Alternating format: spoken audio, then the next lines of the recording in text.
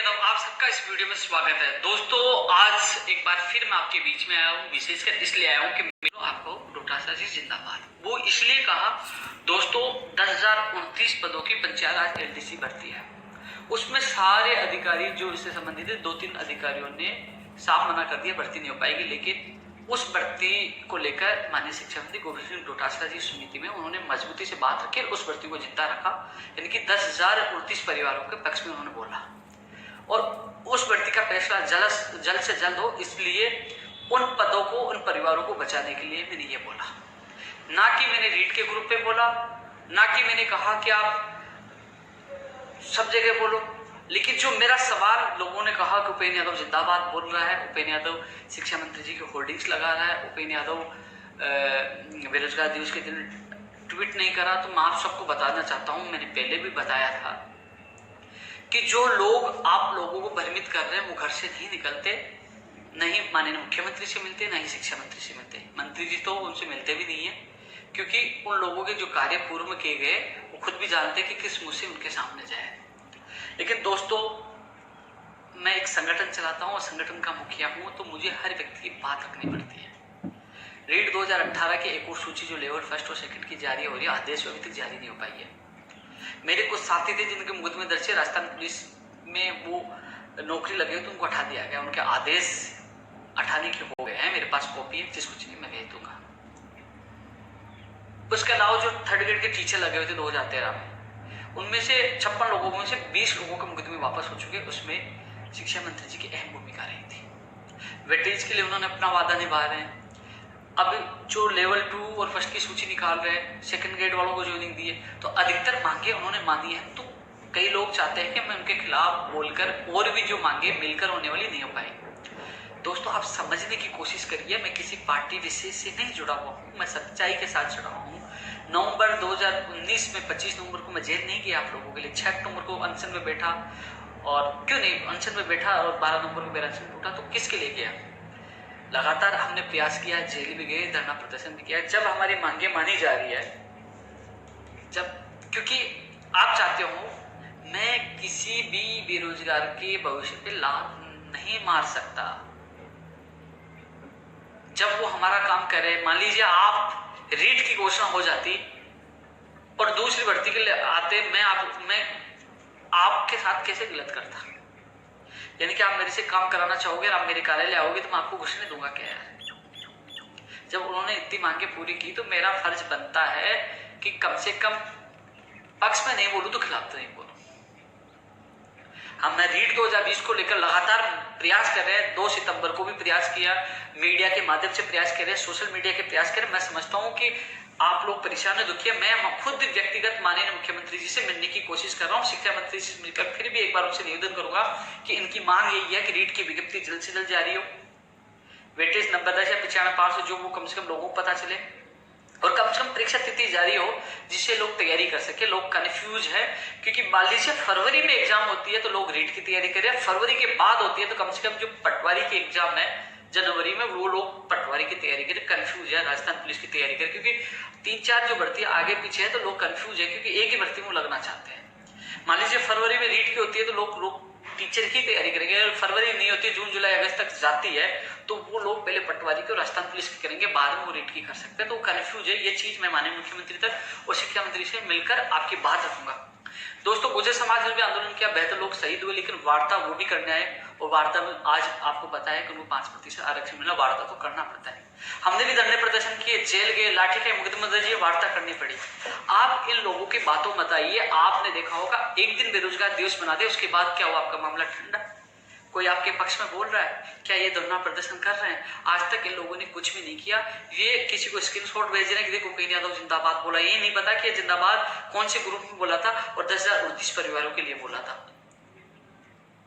किसी को कह रहे हैं कि वो तो बीएसटीसी पास नहीं, व्यक्तिगत पता नहीं छोटी छोटी क्या बातें बोले, दस्तावेज पता नहीं कौन से फर्जी है, पता नहीं क्या क्या उनको फोन करके बता रहे हैं। वो लोग मुझे फोन करके बता रहे हैं दोस्त ऐसे फोन आ रहे, तो मैंने कहा उनको कहो मुकदमा दर्ज करें, मेरे कोई भी दस्तावेज फर्जी हो तो मुकदमा दर्ज करो, सच्चाई सामने आ जाएगी।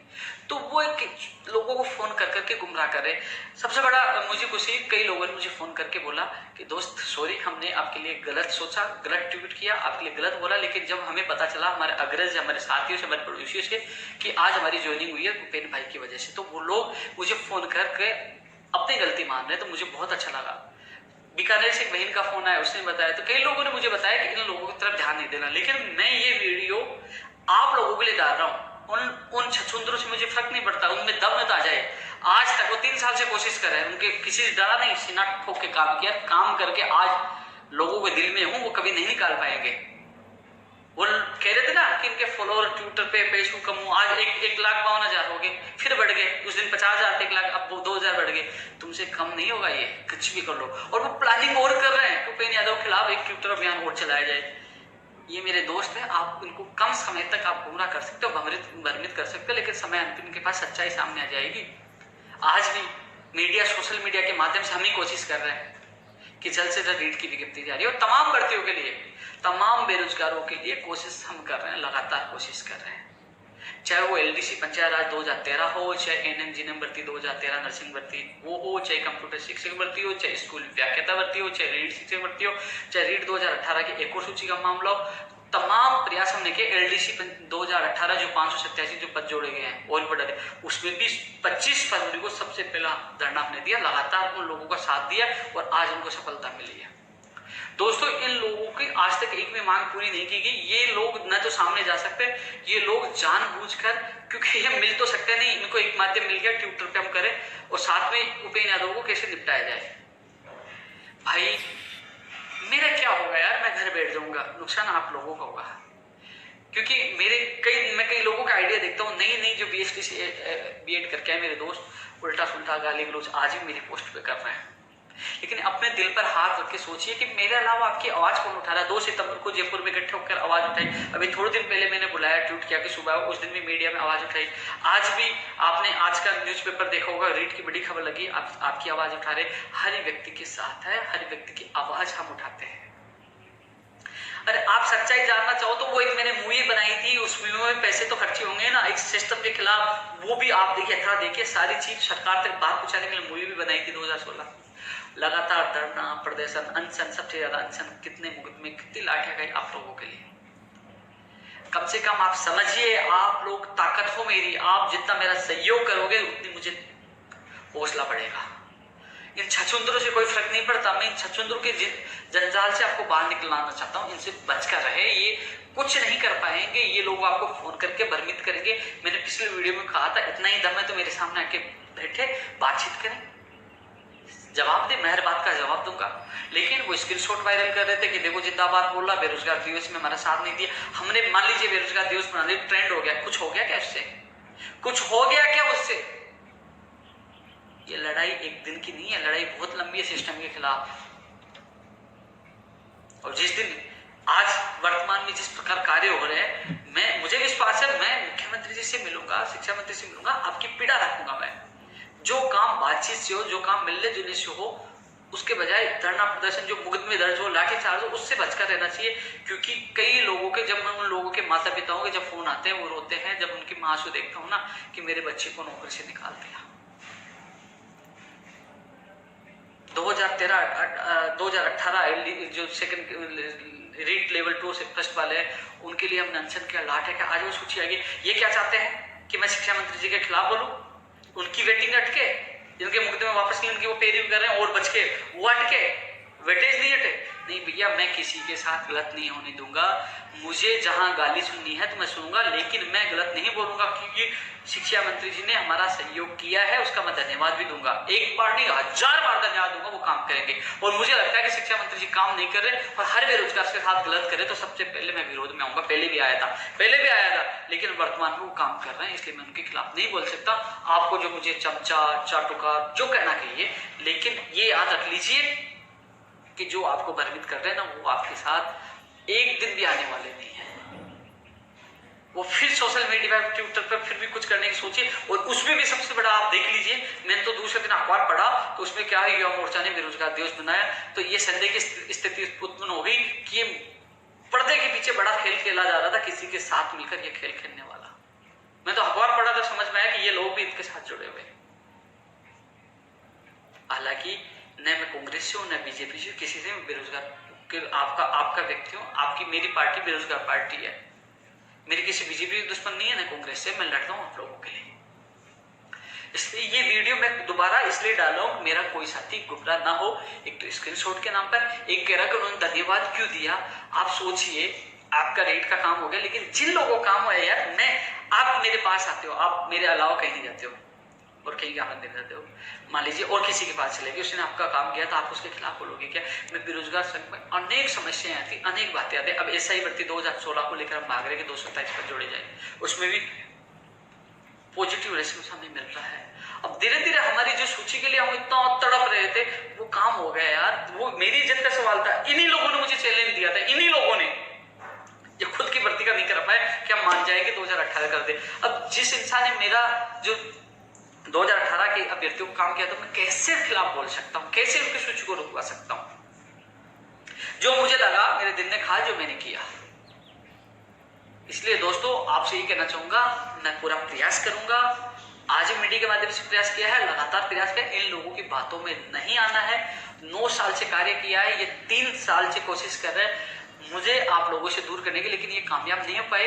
ये कामयाब तब हो पाएंगे जो मुझसे अच्छा काम करेंगे, मुझे गिराने में, मुझे फंसाने में, मुझे उलझाने, इनसे कुछ नहीं होगा, कुछ नहीं होगा। खुला चैलेंज है, जितनी ताकत लगानी है लगा लो। उपेंद्र यादव का बाल भी पाका नहीं कर पाओगे जब तक प्रदेश के लाखों बेरोजगार साथ है। तुम लोग फर्जी आइडिया बना के लोगों को भ्रमित करके 100-200 कमेंट करवाने से कोई फर्क नहीं पड़ेगा।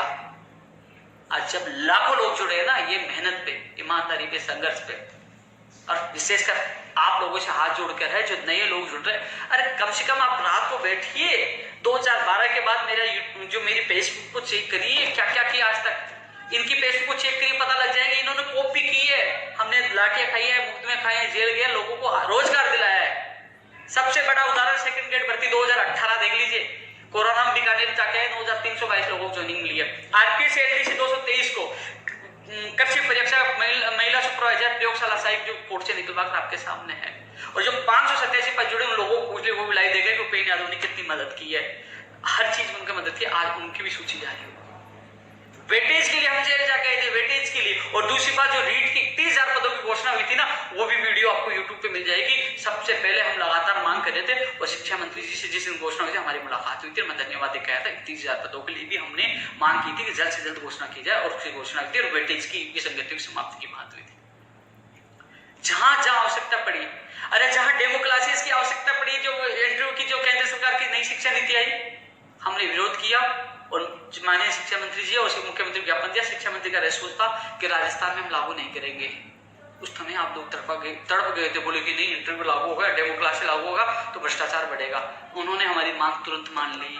आप दिल पे हाथ रखिए कि जो मांग हमारी मांग रहे तो कैसे खिलाफ बोल जाऊं, बताओ। इंटरव्यू और डेमो क्लासेस हमें नुकसान नहीं था, केंद्र सरकार ने लागू किया। हम केंद्र सरकार के जो उनके भाजपा प्रदेश अध्यक्ष और लोगों से मिलकर ज्ञापन दिया, आंदोलन की चेतावनी, सबसे पहले आप पे खतरा आया तो, और उन्होंने हमारी बात मानी, और एक लेटर भी जारी हुआ था, आपने देखा होगा, शिक्षा विभाग से। वो किसके पक्ष में फैसला था? राज्य सरकार के आपके पक्ष में। वेटेज कम होने वाला है आपके पक्ष में, अधिकतर पैसे आपके पक्ष में करवा रहे हैं। हाँ, मुझे लगेगा कि हम बिल्कुल ही नहीं सुन रहे हैं, मुझे लगता है बिल्कुल ही नहीं सुन रहे, तो मैं बिना कहे विरोध में मैं उतर जाऊंगा, आपके लिए जान दे दूंगा। मैंने आज तक 9 साल हो गए अपने माँ बाप परिवार को छोड़कर, मैंने 9 साल आप लोगों को दिया है।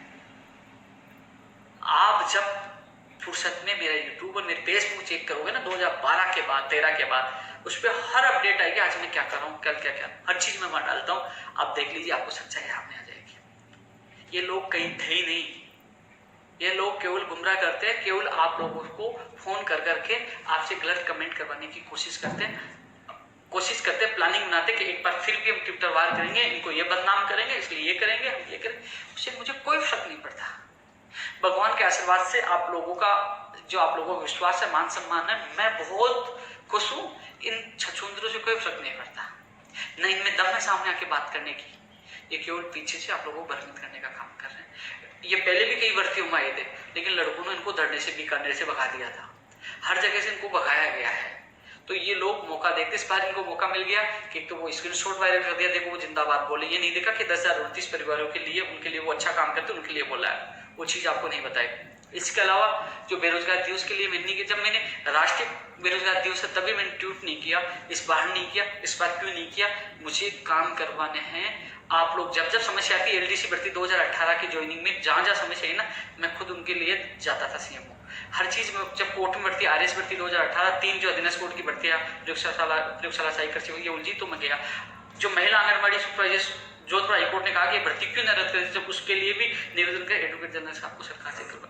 तो जो काम आप मुझे बता रहे, मैं आपकी पेरवी करने जाता हूँ, आपकी बात रखता हूँ।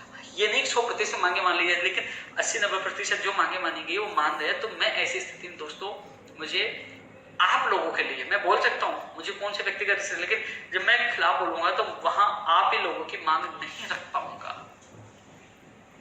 पिछले सरकार में माननीय मुख्यमंत्री वसुंधरा राजे जी से मेरी क्या दुश्मनी थी, मैं 1-2 बार मिला था, बहुत ऑन द स्पॉट उन्होंने काम किया था। उसके बाद जैसे जैसे मैं खिलाफ बोलता गया, रिपोर्ट जाती गई, मैं पूरे सीन मिलना बंद कर दिया कि ये तो विरोधी है। लेकिन हमने संघर्ष किया, वो संघर्ष में हमारी जीत हुई, लेकिन वो संघर्ष लंबा हो गया। आज हम डायरेक्ट मिल रहे हैं, मुझे सुन रहे हैं, तो जब तक कोशिश करनी चाहिए कि हमारी बात सीधे रखें, जल्द से जल्द करवाने की कोशिश। अब आपका सवाल, अधिकतर लोग विश्वास करते हैं, लेकिन सबसे ज्यादा इन दिनों में जो कमेंट कर रहे हैं रीट 2020 को लेकर, मैं आपकी समस्या समझता हूं। मैं खुद इस बार जब भी शिक्षा मंत्री से मुलाकात होगी, मुख्यमंत्री से मुलाकात होगी, आपकी बात मैं बड़ी मजबूती के साथ रखूंगा। ये चाहते हैं, तारीख चाहते हैं कब एग्जाम होगी, ये विज्ञप्ति चाहते हैं जिससे तैयारी कर सके, कंफ्यूज की असमंजस की स्थिति दूर हो सके।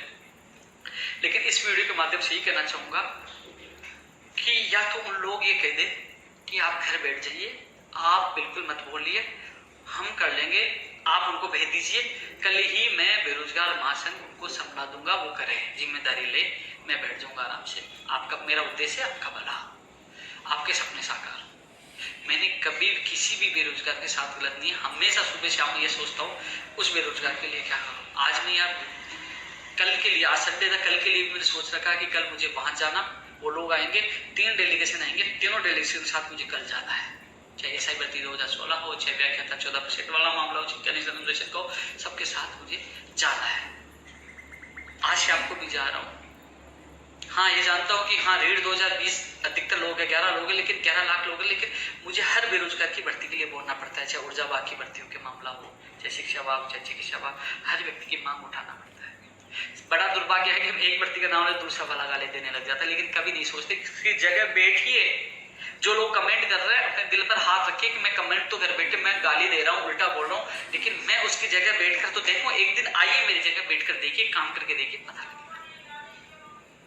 मैं पीछे रहूंगा, पीछे से आपका साथ दूंगा, लेकिन बैठ तो ये पता लगेगा। अंगुली उठाना आसान है, काम करना आसान नहीं है। इसलिए आप सबसे मेरा निवेदन है कि ऐसा ना हो कि जो आपकी आवाज उठा रहा है, जो आपका सुख दुख में जो आपका साथ दे रहा है, सुख में तो आप तो जब नौकरी लग जाए सुखी है, बाद में जो आप 2-2.5 लाख लोगों को ज्वाइनिंग मिली है, बाद में कौन याद करता है, लेकिन दुख में जो आपका साथ दे रहा है कि बाद में वो व्यक्ति भी आपका साथ नहीं दे। इसलिए आप सबसे मेरा यही निवेदन है, इन लोगों से बचकर रहें। कितना ये अभियान चलाए, कोशिश ये कर रहा हूँ मैं माननीय मुख्यमंत्री से मिलने की, शिक्षा मंत्री से मिलने की, रीट 2020 नहीं, जो तमाम अन्य और भर्तियां हैं जिनके लगातार हम भागते हैं। और इसके अलावा यदि हमें लगता है कि हमारी मुलाकात नहीं हो पा रही, अधिकारी और मंत्री लापरवाही कर रहे हैं, माननीय मुख्यमंत्री सुने, तो हम लोग सब मिलकर हजारों की संख्या में, जैसी सामान्य स्थिति होती है, जैसे हमें परमिशन मिलती है, बिना परमिशन नहीं कि मुख्यमंत्री हो जाए, हम लोग इकट्ठे होंगे माननीय मुख्यमंत्री का हमारी बात पहुंचाने के लिए कि वही हजारों लोग हैं जो आपको समर्थन दिया था। तो वो बात की बात है, पहले शांतिपूर्वक अपनी बात पहुंचाना, वहां तक माननीय मुख्यमंत्री की बात पहुंचाना। आपने, अरे आज कम से कम आप देखोगे तभी तो जानोगे ना। हम चिल्ला के बीजेपी सरकार में, मैं खुद बोलने वाला था भर्तियों की मॉनिटरिंग और माननीय मुख्यमंत्री मॉनिटरिंग कर रहे हैं। हमने मांग की थी यूपीएससी की तर्ज पर आरपीएससी की परीक्षा प्रणाली मजबूत हो, आज सीएम साहब निर्देश दें। हर मांग हम लगातार करते आ रहे हैं, हर जगह आपकी बात रखते आ रहे थे। इसलिए दोस्तों मैं निवेदन करना चाहूंगा, थोड़ा सा संयम रखे, सोचे समझे जाने परखे, उसके बाद आप निर्णय ले। आप सबसे निवेदन करना चाहूंगा कि सब लोग आज तक का मेरे फेसबुक यूट्यूब देखे, जो भी वीडियो पोस्ट डाली है, और उसके बाद आप निर्णय ले कि मैं गलत हूं तो आप लिखिए, आप गलत हो तो मैं कभी भी आपके बीच में दोबारा नहीं आऊंगा।